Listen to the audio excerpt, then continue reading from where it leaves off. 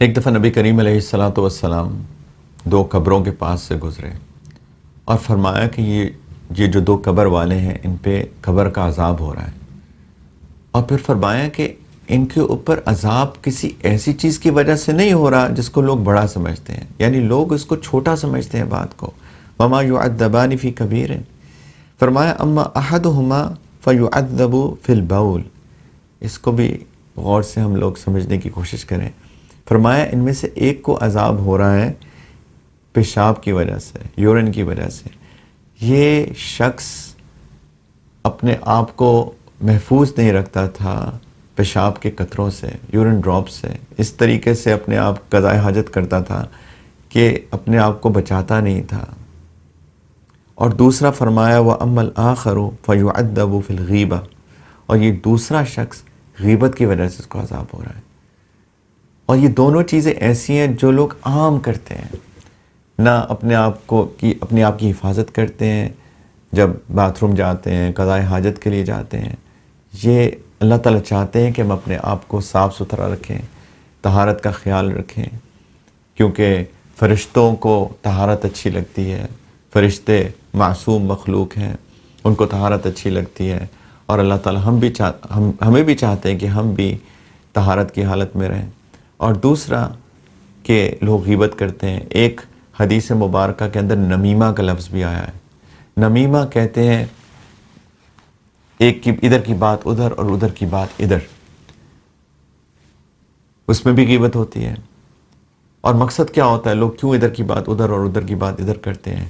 فساد پھیلتا ہے، لوگوں کو شوق ہوتا ہے ایک دوسرے کی باتیں کرنے کا، اور اس سے لڑائیاں ہوتی ہیں، جھگڑے ہوتے ہیں، نفرتیں پھیلتی ہیں جو دین کے تقاضوں کے عین خلاف ہے.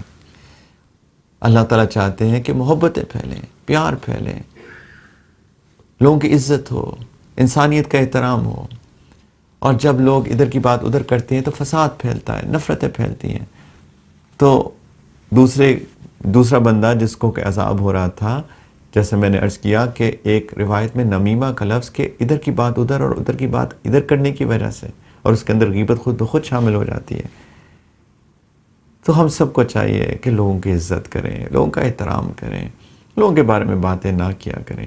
جب لوگوں کے بارے میں اچھی باتیں کریں گے تو محبت پھیلے گی، جب لوگوں کے بارے میں بری باتیں کریں گے تو نفرت پھیلے گی.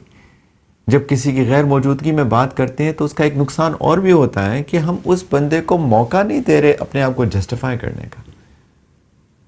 مثال کے طور پہ میری کسی بات کو کسی نے مس انڈرسٹینڈ کر لیا، خدا نخواستہ، تو اگر میرے سامنے وہ بات کریں گے کہ آپ نے یہ بات کہی، تو ہو سکتا ہے کہ میں اپنے آپ کو جسٹیفائی کروں کہ جی آپ نے میری بات کو غلط سمجھ لیا، میں یہ بات نہیں کر رہا تھا، اصل میں میری بات کہنے کا مقصد یہ تھا، یہ میں کہنا چاہ رہا تھا.